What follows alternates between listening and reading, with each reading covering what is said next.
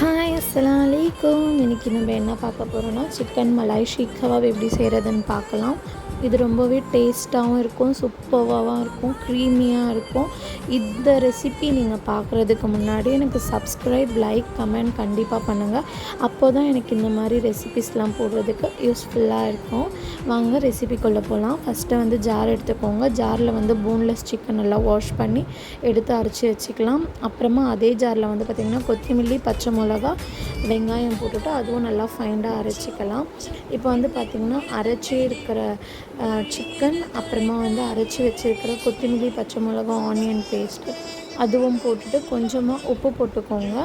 Chilli flakes நான் வீட்லேயே ready பண்ணிட்டேன். சில்லி ஃப்ளேக்ஸும் போட்டுக்கோங்க. சில்லி ஃப்ளேக்ஸ் போட்டு முடிச்சதுக்கப்புறமா கொஞ்சமாக மிளகாத்தூள் சேர்த்துக்கோங்க. கொஞ்சமாக மிளகா காரத்துக்கு ஏற்ற மாதிரி. அப்புறமா பெப்பர் போட்டுக்கோங்க. உங்களுக்கு எவ்வளோ ஸ்பைஸ் தேவையோ அவ்வளோ.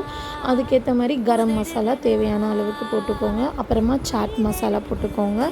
அப்புறம் பார்த்திங்கன்னா கொஞ்சமாக கஸ்தூரி மேத்தி எவரெஸ்ட்லேருந்து எடுத்துருக்கேன். நல்லா ஒரு கைப்பிடி அளவு, ஒரு 2 கைப்பிடி அளவு கூட கஸ்தூரி மேத்தி லீஃப் போட்டுக்கோங்க. அப்புறமா ஃப்ரெஷ் க்ரீம் போட்டுக்கோங்க. வீட்டிலே ரெடி பண்ணது ஹோம்மேடு ஃப்ரெஷ் க்ரீம் அதையும் போட்டு எல்லாமே சேர்த்து நல்லா மிக்ஸ் பண்ணி எடுத்துகிட்டு இந்த மாதிரி ஒரு ஸ்டிக் இருந்தால் அந்த ஸ்டிக்கில் பிடிச்சி விட்டுருங்க.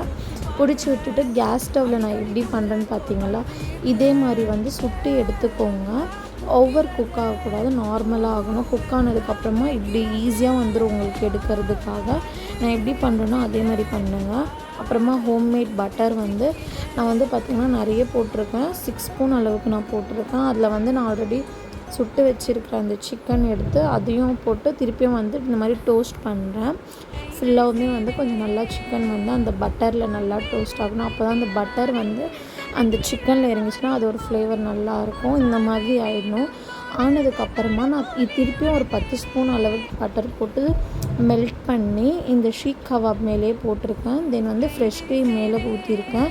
ஃப்ரெஷ் க்ரீம் போட்டு முடிச்சதுக்கப்புறமா மேலே கொத்தமல்லி கொஞ்சமாக பார்த்திங்கன்னா கஸ்தூரி மேத்தி இருந்தால் போடலாம், இல்லைன்னா ஆப்ஷன்ஸ் தான்.